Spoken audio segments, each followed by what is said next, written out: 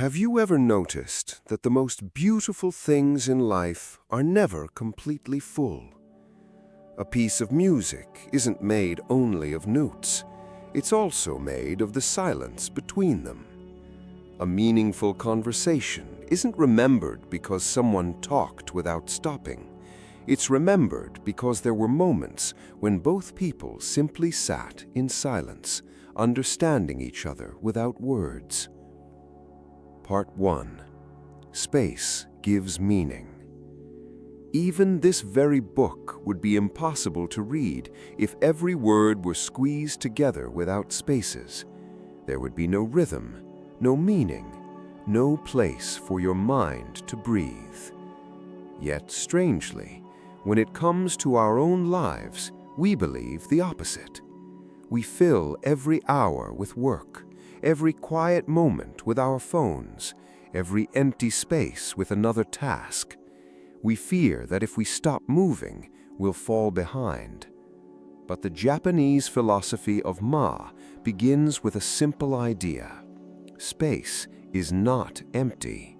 Space gives meaning. The Japanese word Ma doesn't simply mean empty space. It describes the meaningful pause between two things, the silence between two sentences, the distance between two people that allows respect to grow, the empty room that makes a home feel peaceful instead of crowded. Without space, everything loses its shape. Imagine listening to your favorite song if every note were played without a single pause. It wouldn't sound beautiful, it would become noise. The pauses are not interruptions, they are part of the music itself. Life works the same way. Rest is not the opposite of living, it is part of living. Silence is not the absence of communication, it is part of communication. Stillness is not wasted time, it is part of growth. Nature has understood this long before we did. Day gives way to night. Summer makes room for winter. The ocean sends a wave to the shore, then quietly pulls it back. Nothing in nature is constantly rushing. Everything breathes. Everything makes space. Perhaps that's why we feel so exhausted. Not because life asks too much of us, but because we've forgotten how to leave room for nothing. We've convinced ourselves that every empty moment must be filled, every pause must be replaced with entertainment, every silence must be interrupted. But what if those quiet moments aren't empty at all? What if they contain something we've been searching for all along? Peace, clarity, presence. The philosophy of Ma gently reminds us that a meaningful life isn't created by adding more and more. Sometimes it's created by leaving just enough space for what truly matters to appear. And once you begin to understand that, you start looking at silence in a completely different way. Because sometimes the most powerful words are the ones that are never spoken. Part 2. Silence speaks. When was the last time you sat in complete silence? Not because there was no sound around you, but because you weren't trying to escape it. For many of us, silence has become uncomfortable. The moment a conversation pauses, we feel the need to say something. The moment we're alone, we reach for our phones. The moment we're waiting in line, we open another app. It's almost as if we've forgotten how to simply exist without constant noise. But the philosophy of Ma invites us to see silence differently. It tells us that silence is not something to fear, it is something to listen to. In many parts of the world, people believe that speaking more means communicating better. We admire people who always have the right words, who can explain everything, who can fill every quiet moment. But in Japanese culture, silence often carries its own meaning. Sometimes saying nothing shows more respect than speaking too quickly. Sometimes the most sincere apology is found in a quiet bow rather than a long explanation. Sometimes sitting beside someone who is hurting says far more than any advice ever could. Think about the people who have made you feel truly understood. Was it because they spoke without stopping, or was it because they listened without interrupting? Real listening is becoming rare. While someone else is speaking, many of us are already preparing our reply. We're waiting for our turn instead of truly hearing their words. But silence creates something different. It creates space. Space for another person to finish their thoughts. Space for emotions to settle. Space for understanding to grow. Even nature communicates through silence. Have you ever walked through a forest early in the morning? There are sounds, birds singing, leaves moving in the wind, a distant stream. Yet somehow it still feels silent, because nothing is competing for your attention. Everything exists in harmony. That kind of silence doesn't feel empty, it feels alive. Perhaps that's the kind of silence our hearts have been longing for. A silence that doesn't isolate us, a silence that allows us to hear ourselves again. Because beneath all the notifications, the conversations, the opinions, and the endless noise of everyday life, there is a quieter voice, your own. The voice that tells you what truly matters. The voice you've probably ignored simply because life has been too loud. Ma reminds us that silence is not the absence of life. It's where life often becomes the clearest. And maybe that's why some of our most meaningful moments happen without a single word. A parent holding a child's hand, two old friends watching the sunset together, someone staying beside you during your hardest days, saying almost nothing, yet making you feel completely understood. Those moments don't need explanations, they speak for themselves. Perhaps we've spent so much time searching for better words that we've forgotten the quiet power of simply being present.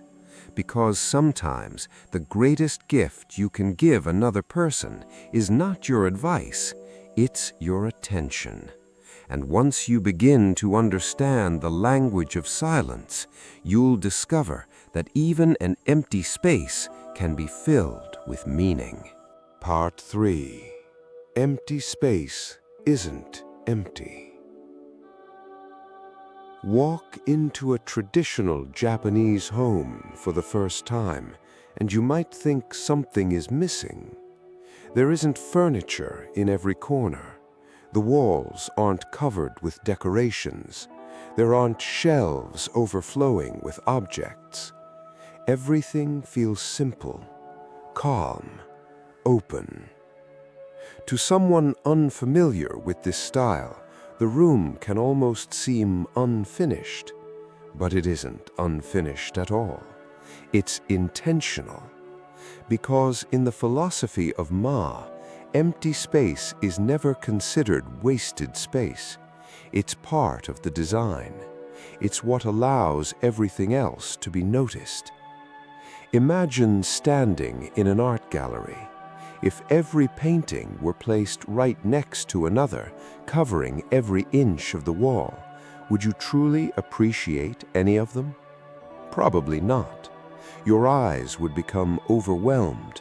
Your mind wouldn't know where to rest. But when each painting has space around it, it becomes easier to notice its beauty. The empty wall doesn't distract from the artwork. It completes it. Our lives are often the opposite. We fill our homes with things, our calendars with appointments, our minds with endless thoughts, our days with constant activity, until there's no room left to simply breathe. We believe that more possessions will make us happier, more plans will make us more successful, more achievements will make us more fulfilled. Yet somehow, many of us have never felt more overwhelmed. Perhaps the problem isn't that we have too little. Perhaps it's that we have too much noise, too much information, too many distractions competing for our attention every single day. The philosophy of Ma reminds us that emptiness is not the absence of value. It's what allows value to appear. Think about a cup. What makes it useful? It's not the clay, it's the empty space inside. Without that space, it could never hold water. A window isn't valuable because of the glass alone. It's valuable because it creates an opening that allows light to enter. In the same way, our lives also need openings, moments where nothing is planned, nothing is expected, nothing needs to be achieved, because that's often where clarity quietly arrives. Have you ever noticed that your best ideas rarely appear while you're forcing yourself to think? They come during a walk, while taking a shower, while watching the rain, while staring out of a window. They arrive when the mind finally has room to wander. Children understand this naturally. Give a child an empty room and they'll fill it with imagination. Give an adult the same room and they'll immediately think about what furniture needs to be added. Somewhere along the way, we stopped trusting empty space. We began treating it as something that needed to be filled. But maybe emptiness isn't asking to be filled. Maybe it's asking to be appreciated. Because not every corner of your life needs to be occupied. Not every weekend needs a plan. Not every silence needs a conversation. Not every moment needs a photograph. Sometimes the most meaningful experiences are the ones that simply exist without trying to become anything more. Ma gently reminds us that a peaceful life isn't created by collecting more. It's created by making room for what truly matters. And once you begin removing the unnecessary, something unexpected happens. You don't feel like you've lost anything. Instead, for the first time in a long time, you finally feel like you can breathe. Part 4. Slow down. Have you ever noticed how almost everything around us is trying to make us move faster? Faster internet, faster food, faster transportation, faster replies, faster success. Every day feels like a race against time, and somewhere along the way, we began believing that slowing down meant falling behind. If we're not busy, we feel guilty. If we're resting, we think we should be doing something productive.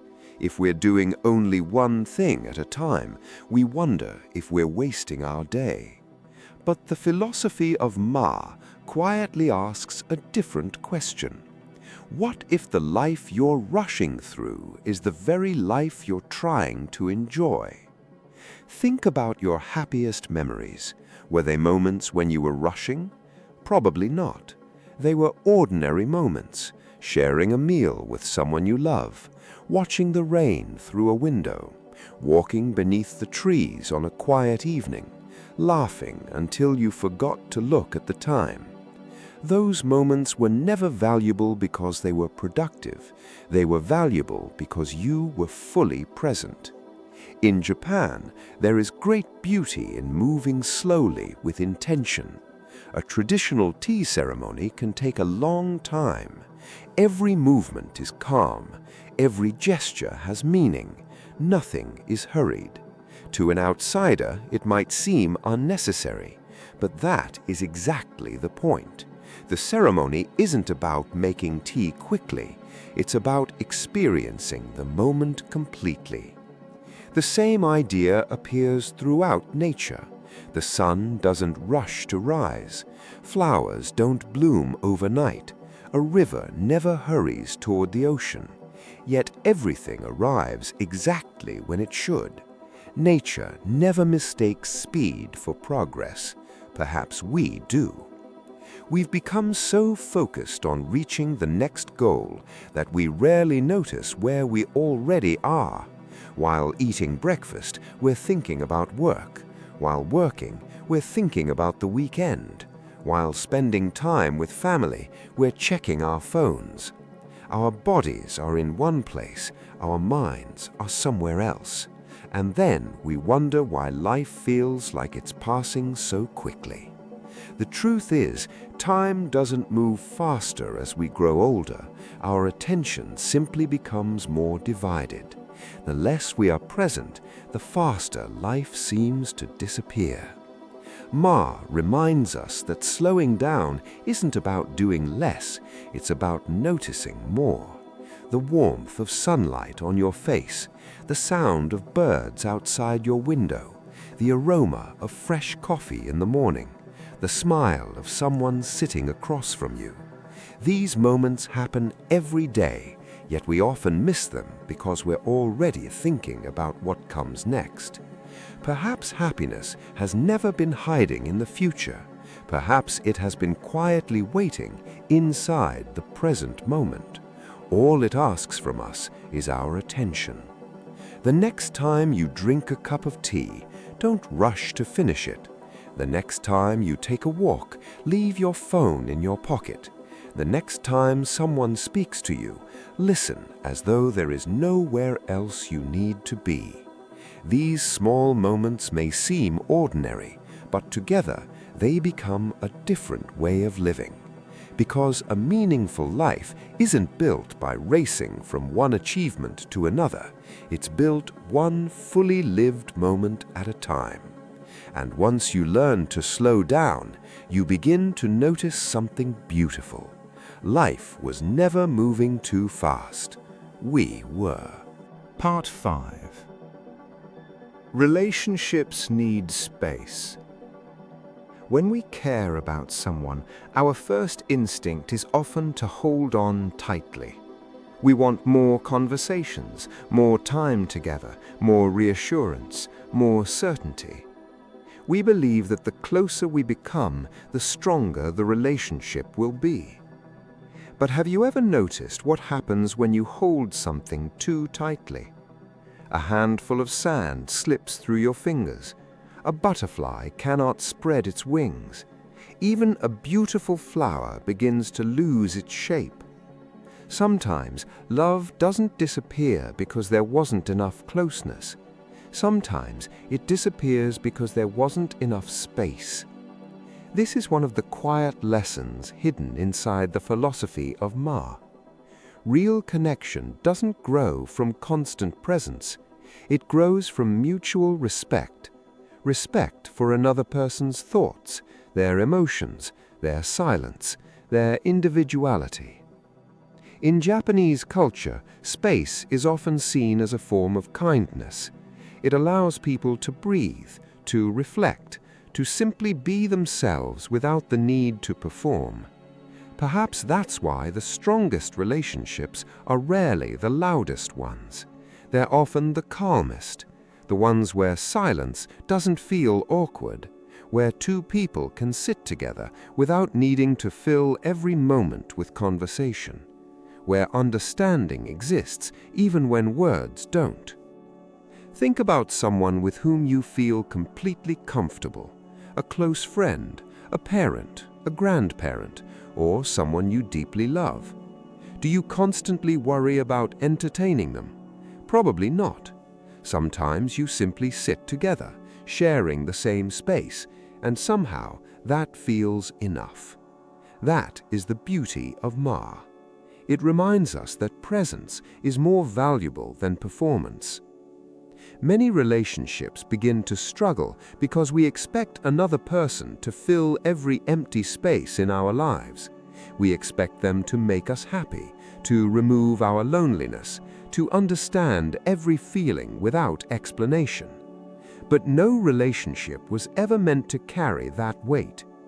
Healthy love isn't about becoming one person. It's about two complete people choosing to walk beside each other, each with their own dreams, their own interests, their own quiet moments. Space doesn't create distance, it creates trust. It says, I don't need to control you to care about you. I don't need to hear from you every minute to know you matter. I respect your need to grow, just as I respect my own.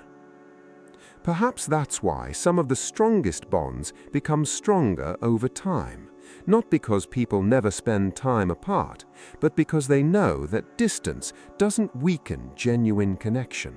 It deepens appreciation. Even nature teaches us this lesson. Trees in a forest don't grow from exactly the same spot. Each one has room to stretch toward the sky. Their roots spread beneath the earth without competing for the same space. Because of that, the entire forest becomes stronger. People are not so different. We all need moments of solitude, moments to reflect, to grow, to rediscover ourselves. When we allow ourselves that space, we return to the people we love with greater patience, greater gratitude, and greater presence. Perhaps the greatest gift you can give someone isn't more of your words. Perhaps it's the freedom to simply be themselves. Because love isn't measured by how tightly we hold on. It's measured by how safe someone feels when they're with us. And maybe the relationships that last the longest are not the ones filled with constant conversation. They're the ones where silence feels just as meaningful as words. Because when two people can share the same quiet moment without needing to fill it, they've discovered something truly rare. They've discovered the quiet space where real connection begins. Part 6. Creativity begins with empty space. Have you ever sat in front of a blank page, waiting for an idea to appear? At first, the empty page can feel intimidating. It almost seems to be asking a question. What will you create here? Most people think creativity begins when we add something. Another sentence, another color, another idea, another detail. But the philosophy of Ma suggests something surprising. Creativity doesn't begin with adding. It begins with making space. Every artist understands this, even if they never call it Ma. A painter doesn't cover every inch of the canvas. They leave space for the eye to rest. A photographer doesn't place the subject in every corner of the frame. They use empty space to draw your attention to what truly matters. A writer doesn't fill every page with words. They use paragraphs, pauses, and silence to give their ideas room to breathe. Without those spaces, even the most beautiful work becomes overwhelming. Life works the same way. Our minds were never designed to be full every second of the day. Yet, from the moment we wake, information begins pouring in. Messages, emails, videos, music, news, notifications. Before one thought has time to settle, another one arrives. It's no wonder so many people say they can't think clearly anymore. The problem isn't that we've run out of ideas. The problem is that our minds have run out of space. Have you ever noticed where your best ideas usually appear? Rarely while staring at your computer screen. Rarely while rushing from one meeting to another.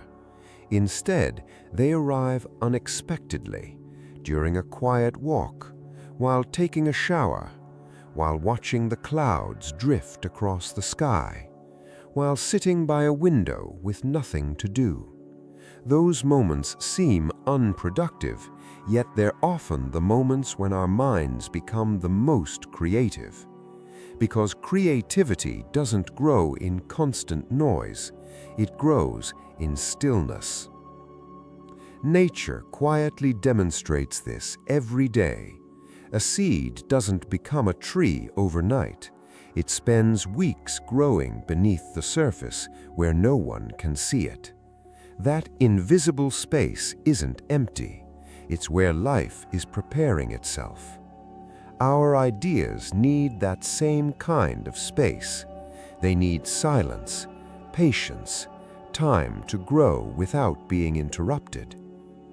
Perhaps that's why some of history's greatest thinkers valued solitude. They weren't escaping the world. They were creating enough quiet to hear their own thoughts. Today, many of us are afraid of boredom. The moment we have nothing to do, we reach for our phones. We scroll without thinking. We fill every empty minute before our imagination has a chance to wake up. But boredom isn't the enemy of creativity. It's often the beginning of it. Because when the mind stops consuming, it finally begins creating. Maybe the next great idea won't come from searching harder. Maybe it will come from pausing, from taking a slow walk without headphones, from sitting in silence for a few minutes, from giving your thoughts the room they've been asking for all along. Ma reminds us that emptiness is not something to fear. It is where possibility begins. Every masterpiece starts with an empty canvas. Every beautiful melody begins with silence. Every meaningful story begins with a blank page. And perhaps every meaningful life begins the moment we stop trying to fill every space and finally allow something beautiful to grow within it. Part 7. Nature already lives by Ma. Have you ever wondered why a walk through nature can change the way you feel, even when nothing in your life has actually changed? Your problems are still there. Your responsibilities haven't disappeared. The emails are still waiting. The deadlines still exist. And yet, after spending a little time among trees, beside a river, or beneath an open sky, something inside you feels lighter, calmer, more alive. Perhaps the reason is simpler than we think. Nature has been practicing the philosophy of Ma long before human beings gave it a name. Look around carefully. Nothing in nature is overcrowded. A forest is filled with countless trees, yet each one has enough space to grow toward the light. A river doesn't rush to prove how fast it can reach the ocean. It follows its own path, sometimes slowly, sometimes powerfully, always at its own pace. The seasons never compete with one another. Spring doesn't hurry because summer is coming. Autumn never apologizes for letting its leaves fall. Winter doesn't try to become spring. Each season fully accepts its own purpose. Perhaps that's why nature feels so peaceful. Nothing is trying to become something else.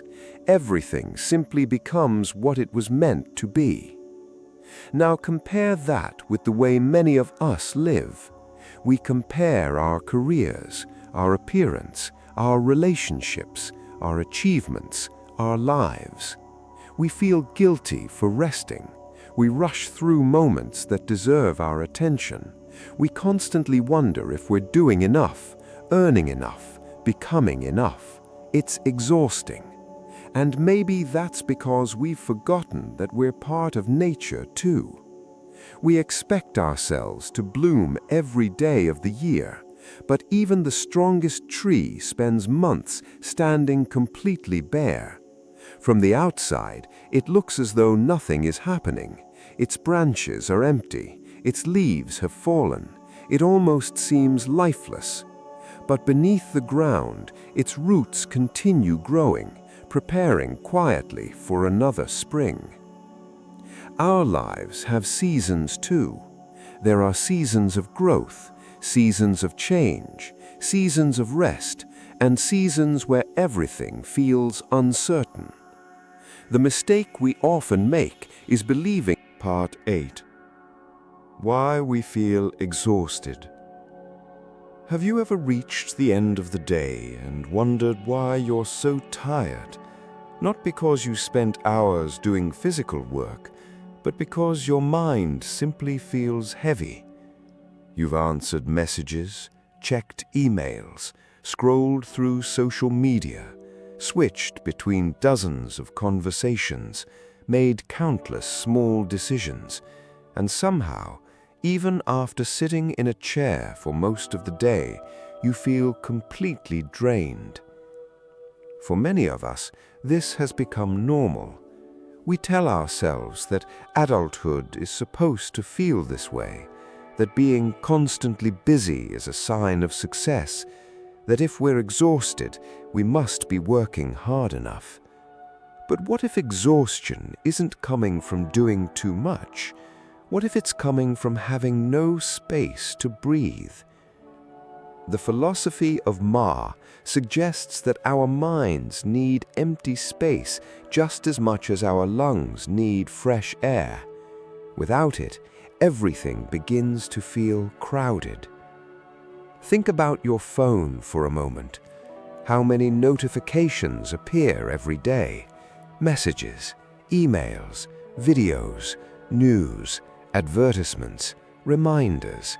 Before you've even finished thinking about one thing, something else demands your attention. Our minds are never given the chance to finish a single thought before another one arrives.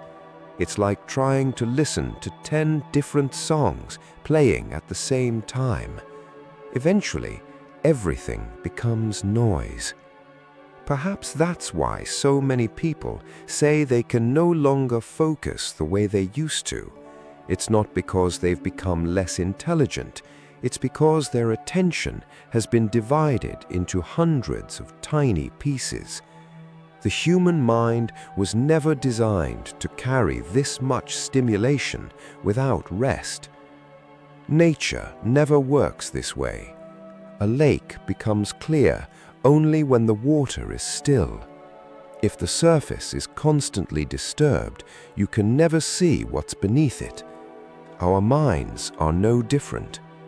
When we're constantly consuming information, constantly reacting, constantly moving from one distraction to another, our thoughts become cloudy. We lose clarity, we lose creativity, and slowly we lose our sense of peace. That's why some of your best moments happen when nothing is demanding your attention, while watching the rain, walking through a quiet park, looking out of a train window, sitting alone with a warm cup of tea. Those moments don't feel important while they're happening, yet somehow you finish them feeling lighter than before. Not because they solved your problems, but because they gave your mind something it had been missing: space. Ma reminds us that rest is not something we earn after finishing every task. It's something we need in order to live well. You don't have to fill every silence with music. You don't have to answer every message immediately. You don't have to consume information every free minute of the day. Sometimes the healthiest thing you can do is nothing at all. Close the laptop, put the phone down, step outside, look at the sky for a few moments.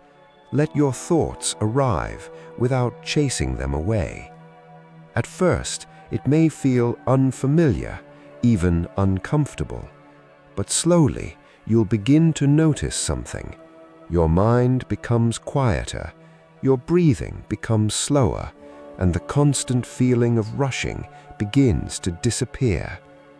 Perhaps we've spent so much of our lives searching for more energy when what we truly needed was more space. Because peace doesn't always come from escaping the world. Sometimes it begins the moment we stop allowing the world to occupy every corner of our minds. Part 9. The Fear of Emptiness. Why do so many of us reach for our phones the moment we're alone? Why does waiting for just a few minutes feel uncomfortable? Why do we turn on the television even when we're not really watching it? Or play music simply because the silence feels strange? Perhaps it's because silence asks us a question that distraction never does. How are you, really? It's a simple question, yet many of us spend years avoiding it. The philosophy of Ma teaches that empty space is not something to escape, it is something to enter, because in that quiet space, we finally meet ourselves. This is why being alone can feel so difficult. When the noise disappears, our thoughts become louder. The worries we've been pushing aside begin to return. The emotions we've been too busy to feel quietly rise to the surface. At first, that can be uncomfortable, even frightening. So instead of listening, we distract ourselves. Another video, another conversation, another notification, another reason not to sit with our own thoughts. There's nothing wrong with enjoying entertainment. The problem begins when we become afraid of being alone with ourselves. Because if we never slow down, we never discover what our hearts have been trying to tell us. Have you ever noticed that the answers to life's biggest questions rarely appear while you're rushing? They arrive during quiet moments, while watching the sunrise, while walking without a destination, while sitting beside the ocean, while staring out of a window with nowhere else to be. Those moments may look empty from the outside, but inside, something important is happening. Your mind is settling, your emotions are becoming clearer, your heart is finally being heard. Nature understands this beautifully. A still lake reflects the sky perfectly, but if the water is constantly disturbed, the reflection disappears. Our minds work the same way. When we're constantly distracted, we can no longer see ourselves clearly. We lose touch with what truly matters. We forget what brings us peace, what brings us joy, and even who we've become. Ma gently reminds us that solitude is not loneliness. They are not the same thing. Loneliness is feeling disconnected from yourself or from others. Solitude is choosing to spend time with yourself in a way that restores you.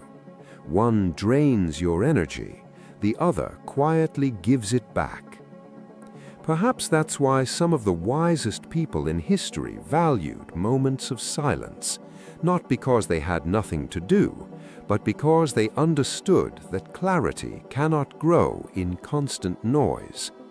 The next time you find yourself with a few quiet minutes, don't rush to fill them.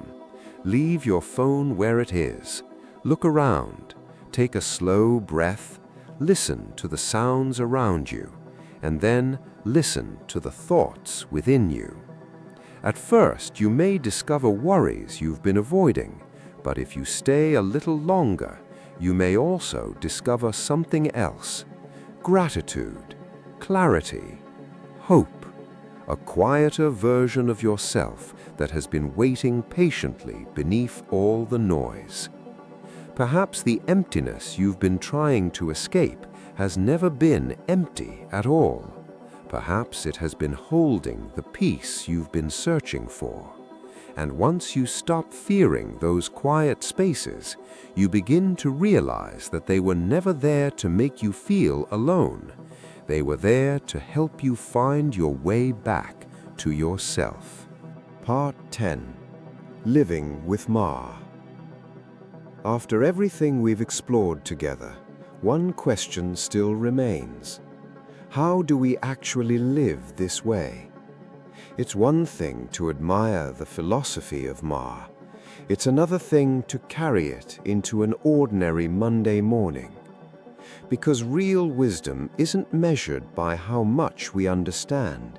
It's measured by how gently it changes the way we live. The beautiful thing about Ma is that it doesn't ask you to change your entire life. It begins with the smallest moments. The next time you wake up, don't reach for your phone immediately. Instead, sit quietly for just 1 minute. Listen to your breathing. Notice the morning light entering your room. Allow the day to begin without rushing to fill your mind. It may seem insignificant, but that single minute creates space. The next time you're having a conversation, listen a little longer before replying. Don't rush to solve someone's problem. Don't interrupt their story. Simply let them finish. Sometimes people don't need perfect advice. They simply need someone who makes space for them to be heard. The next time you eat, put your phone away. Taste your food. Notice its warmth, its texture, its aroma. For a few minutes, allow that simple meal to become the only thing that exists. The next time you take a walk, leave your headphones behind.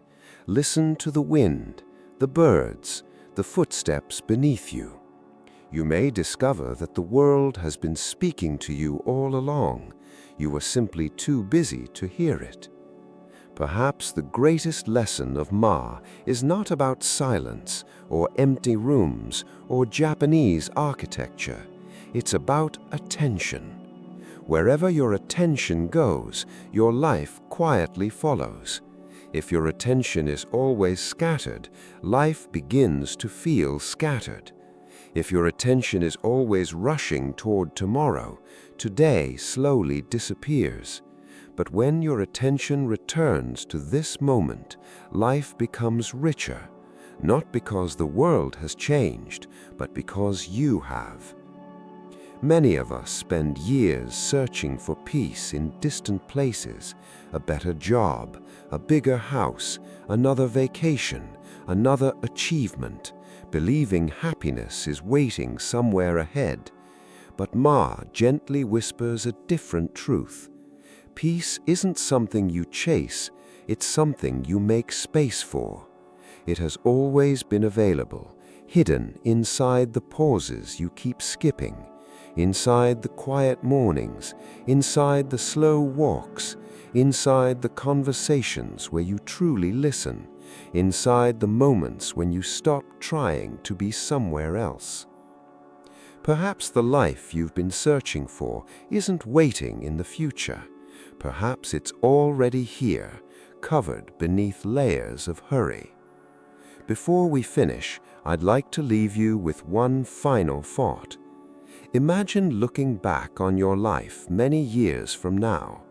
Will you remember every email you answered, every notification you opened, every deadline you rushed to meet? Probably not. But you'll remember the quiet evening you spent with someone you loved, the walk that cleared your mind, the silence that helped you understand yourself, the moments when you were fully present. Because those are the moments that become a life. Perhaps that is the true meaning of Ma, not filling every empty space, but learning which spaces are worth protecting. Because in the end, a meaningful life isn't built by doing more. It's built by noticing more, by slowing down, by listening, by making room for silence, and by discovering that the spaces between life's busiest moments often hold its greatest beauty. Final part: the 3 teachings that can change your life. We've spent this journey exploring the Japanese philosophy that seems incredibly simple: space, silence, slowing down. At first, these ideas almost sound too ordinary to change a life. But perhaps that's exactly why they're so powerful. Because the things that shape us most are rarely dramatic. They're the quiet choices we make every single day. Before we close this book, I'd like to leave you with the 3 lessons that sit at the heart of everything we've learned. Not just ideas to remember, but ways of seeing the world a little differently. The first lesson is this: you don't have to fill every moment. Many of us have become afraid of empty space. The moment there's silence, we reach for our phones. The moment we have free time, we search for another task. The moment we're alone, we look for another distraction. It's as though we've convinced ourselves that a meaningful life must always be busy. But Ma reminds us that life doesn't become meaningful because every second is occupied. It becomes meaningful because some moments are left open. Just as music needs silence, your heart needs stillness.